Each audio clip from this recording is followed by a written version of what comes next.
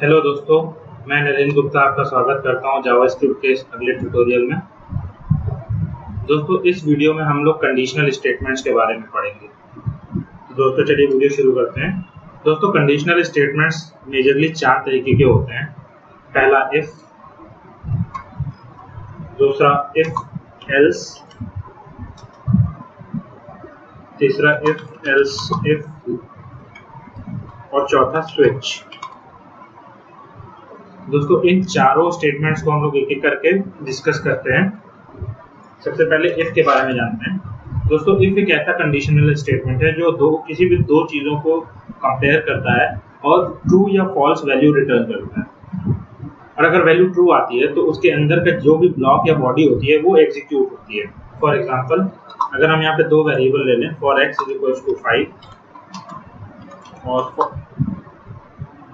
y is equal to 7। अगर हम ये दो वैल्यू ले लें और इसको हम एक इफ कंडीशन के अंदर डालें तो उसको हम कुछ इस तरीके से लिख सकते हैं। इफ, यहाँ पे हम लोग कंडीशन देंगे और यहाँ पे हम लोग की बॉडी होगी जो एग्जीक्यूट होगी। अगर x is greater than y, हम लोग इसको इस तरीके से लिखेंगे। If x is greater than y, तो इसकी वैल्यू या तो ट्रू आ सकती है या तो फॉल्स आ सकती है। अगर इसकी वैल्यू ट्रू आती है तो इसके अंदर जो भी चीजें होंगी वो एग्जीक्यूट होंगी, और अगर फॉल्स आती है तो वो उसको नेग्लेक्ट कर देगा और आगे बढ़ जाएगा। अगर हम यहाँ पे कुछ प्रिंट करें, डॉट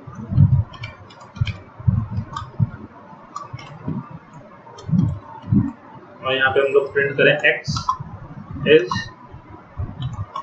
बिगर। अगर ये कंडीशन ट्रू होती है तो यहाँ पे हमारी वैल्यू प्रिंट होने आनी चाहिए।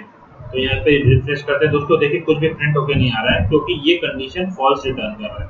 अभी यहाँ पे हम वैल्यू चेंज कर दें तब ये कंडीशन ट्रू हो जाएगी और ये जो पार्ट है वो एग्जीक्यूट होगा। देखिए दोस्तों, यहाँ पे x इज बिगर लिख के आ रहा है। अब इसको वापस से सेट करते हैं। अगर हमें यहाँ पे ट्रू और फॉल्स दोनों कंडीशंस के हिसाब से स्टेटमेंट एग्जीक्यूट करना है तो हम लोग सिर्फ इफ से नहीं, इफ और एल्स का यूज कर सकते हैं, लाइक दिस। दोस्तों, अगर यहाँ पे कंडीशन ट्रू आती है तो पहला ब्लॉक एग्जीक्यूट होगा इफ वाला, और अगर यहाँ पे कंडीशन फॉल्स आती है तो एल्स वाला ब्लॉक एग्जीक्यूट होगा। तो यहाँ पे हम y इज बिगर लिख देते हैं। अब दोस्तों, यहाँ पे कंडीशन फॉल्स आ रही है इसलिए ये ना एग्जीक्यूट होगी, ये एग्जीक्यूट होना चाहिए। देखते हैं दोस्तों, देखिए दोस्तों, y इज बिगर लिख के आ। अब दोस्तों, अगर हम यहाँ पे एक और वेरिएबल ले लें, z इज इक्वल टू 9, तो अब यहाँ पे हम इसको कैसे कंपेयर करेंगे कि इनमें से बिगेस्ट कौन सा है। उसके लिए हमें एक साथ दो कंडीशन चेक करनी पड़ेगी। पहला, x जो है वो y से भी बड़ा होना चाहिए, दूसरा x जो है वो z से भी बड़ा होना चाहिए। तो दो कंडीशंस भी हम लोग यहाँ डाल सकते हैं। उसके लिए हम लोग ऑपरेटर्स का यूज करेंगे, जैसे कि एंड ऑपरेटर्स हो गया या और ऑपरेटर हो गया, ठीक है। और उसको हम लोग कुछ इस तरीके से लिखेंगे, if x is greater than y and दो बार ऑपरेटर का यूज करेंगे, x is greater than z। दोस्तों, इसका आंसर टोटल कैसे निकलेगा वो मैं आपको समझाता हूँ। कोई भी दो कंडीशन का जो ओवरऑल आंसर होता है वो फिर से कंपेयर होता है एंड ऑपरेटर के साथ। फॉर एग्जांपल, इसका आंसर जो है वो आएगा फॉल्स और इसका भी आंसर जो है फॉल्स आएगा। फिर दोनों फॉल्स एक दूसरे से कंपेयर होगा और एंड ऑपरेटर के हिसाब से उसकी फाइनल वैल्यू निकल के आएगी, या तो ट्रू या तो फॉल्स, और फिर उसके हिसाब से ब्लॉक एग्जीक्यूट होगा। अब ये एंड ऑपरेटर की वैल्यू हम लोग निकालेंगे कैसे, उसके बारे में आपको बताता हूँ। यहाँ पे अगर x की वैल्यू ले लें और यहाँ पे y की वैल्यू ले लें और यहाँ पे रिजल्ट ले लें। अगर पहला कंडीशन की जो वैल्यू है वो ट्रू आती है और दूसरे कंडीशन की वैल्यू ट्रू आती है तो फाइनल रिजल्ट जो है वो भी ट्रू आएगा। अगर फर्स्ट कंडीशन की वैल्यू ट्रू होती है बट सेकंड कंडीशन की वैल्यू फॉल्स होती है तो रिजल्टेंट हमेशा फॉल्स आएगा अगर एंड ऑपरेटर का यूज हो रहा है। तो अगर x कंडीशन 1 की वैल्यू फॉल्स होती है और कंडीशन 2 की वैल्यू ट्रू होती है, तो भी जो फाइनल रिजल्ट है वो फॉल्स ही आएगा। और अगर दोनों फॉल्स है तब तो फॉल्स ही आना है। यानी कि अगर एंड ऑपरेटर का यूज करके हम लोग चीजें निकालते हैं तो हमेशा दोनों कंडीशन ट्रू होना चाहिए तो ही वैल्यू ट्रू आएगी, नहीं तो हमेशा फॉल्स आएगी। वहीं सिमिलरली अगर और की बात करते हैं तो अगर दोनों ट्रू है तब तो ट्रू आएगा, और अगर कोई भी एक ट्रू है तो भी आंसर ट्रू ही आएगा।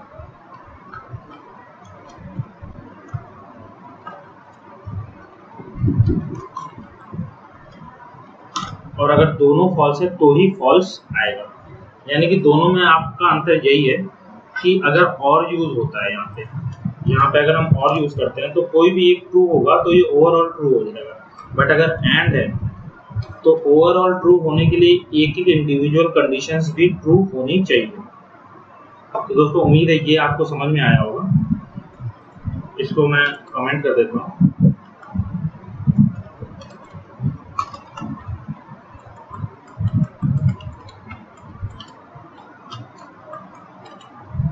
और आगे बढ़ते हैं। अब अगर हमें यहाँ पे मल्टीपल कंडीशन लगानी है जिसमें हमको चेक करना है कि x बड़ा है कि नहीं, तो हम लोग को एंड लगाना पड़ेगा, क्योंकि एंड से ही पता चल पाएगा कि वो y से भी बड़ा है और z से भी बड़ा है। सिमिलरली अगर y के हिसाब से चेक करना है हम लोगों को, हम सेम कंडीशन लिखेंगे, बस यहाँ पे y को कंपेयर करेंगे। अगर y x से बड़ा है और y जो है वो z से भी बड़ा है तो y इज बिगर होगा। और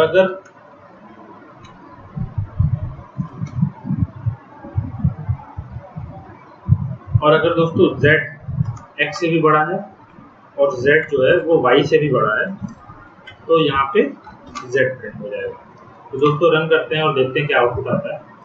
देखिए दोस्तों z इज बिगर आ रहा है। अगर x को सबसे बड़ा कर दें तो x इज बिगर आएगा। तो दोस्तों एक ऐसी कंडीशन भी हो सकती है जब ये तीनों कंडीशन ट्रू ना हो। अगर ये ट्रू नहीं होता है तो ये इस पे चला जाता है, और अगर ये भी ट्रू नहीं होता है तो उसके बाद ये चेक होता है। बट अगर ये भी ट्रू ना हो तो उसके बाद क्या होता है? उसके लिए हम लोग एक फाइनल एल्स कंडीशन भी लगा सकते हैं, जहाँ पे हम लोग कोई भी कंडीशन डालेंगे नहीं, बट वो फाइनल कंडीशन होती है। अगर इनमें से कोई भी ट्रू नहीं होगा तो ये प्रिंट हो जाएगा।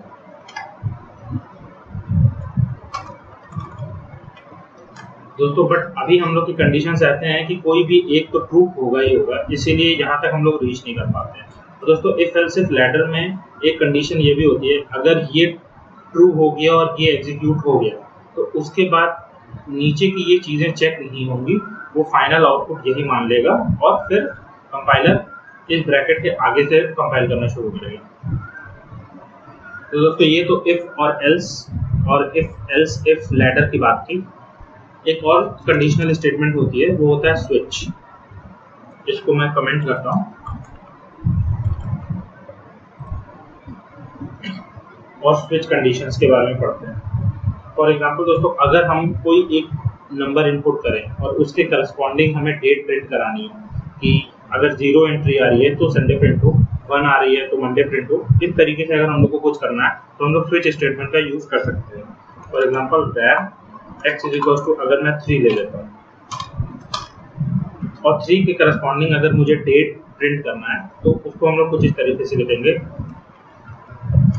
स्विच, और यहाँ पे हम x पास कर देंगे। दोस्तों यहाँ पे x जो है एक इंटीजर हो सकता है या एक कैरेक्टर भी हो सकता है। For example a,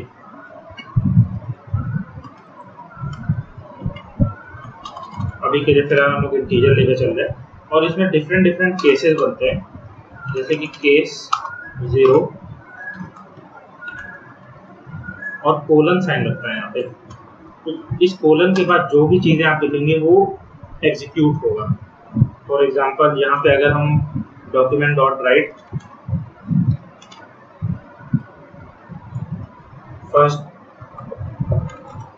first day को प्रिंट करते हैं, तो फर्स्ट डे, अगर फर्स्ट डे है तो मंडे प्रिंट होगा। और उसके बाद दोस्तों हम लोगों को ब्रेक स्टेटमेंट का यूज करना होता है। ताकि ये चीजें यहाँ पे रुक जाए और एग्जीक्यूट होना बंद हो जाए। Similarly case 2, case 3, case 4, case 5, case 6, case 7। दोस्तों यहाँ पे फाइनली जैसे हम लोगों ने यहाँ पे एल्स कंडीशन डाला था, अगर कोई भी कंडीशन नहीं ट्रू होती है तो क्या होगा, वैसे ही हम लोग यहाँ पे भी लिख सकते हैं। और उसको लिखने के लिए हम लोगों को केस की जरूरत नहीं होती है, यहाँ पे डिफॉल्ट कीवर्ड का यूज करते हैं। डिफॉल्ट कीवर्ड का मतलब होता है कि अगर कोई भी केस से मैच नहीं होता है तो ये प्रिंट होगा। और यहाँ पे ब्रेक लगाने की जरूरत नहीं होती है क्योंकि यहाँ पे ऑलरेडी टर्मिनेट हो रहा है स्विच। और इसको सेव करते हैं और दोस्तों 3 की वैल्यू है, अगर इसको रन करके देखते हैं तो दोस्तों देखिए वेडनेसडे आ रही है। 3 के करस्पॉन्डिंग हम लोग का जो डे था वो था वेडनेसडे। अब फॉर एग्जांपल अगर हम यहाँ पे ब्रेक हटा देते हैं तो क्या होगा दोस्तों, तो ये स्टेटमेंट तब तक प्रिंट करते रहेगा जब तक इसको ये ब्रेक स्टेटमेंट नहीं मिल जाता या एट दी एंड नहीं पहुंच जाता। तो अगर हम सारे ब्रेक को कमेंट कर दें तो दोस्तों देखते हैं रिफ्रेश करके कि क्या आंसर आता है। देखिए दोस्तों Wednesday, Thursday, Friday, Saturday, Sunday, ये तब तक इसने प्रिंट किया जब तक इसको टर्मिनेशन नहीं मिल जाता। अब फॉर एग्जांपल अगर केस 6 के बाद कोई वैल्यू मिलती है, मैंने 9 डाल दी, तो डिफॉल्ट वैल्यू ऑटोमेटिकली प्रिंट हो जाएगी जो कि है संडे। देखिए दोस्तों, क्योंकि ये जो वैल्यू आ रही है वो किसी भी केसेस के साथ मैच नहीं कर रही है। तो दोस्तों उम्मीद है आपको ये लेक्चर समझ में आया होगा, कंडीशनल स्टेटमेंट्स क्या होते हैं और कितने तरीके के होते हैं। अगर आपको मेरा ये लेक्चर पसंद आया तो प्लीज़ इसे लाइक करें, शेयर करें और सब्सक्राइब करें। मिलते हैं अगले लेक्चर में, तब तक के लिए बाय बाय।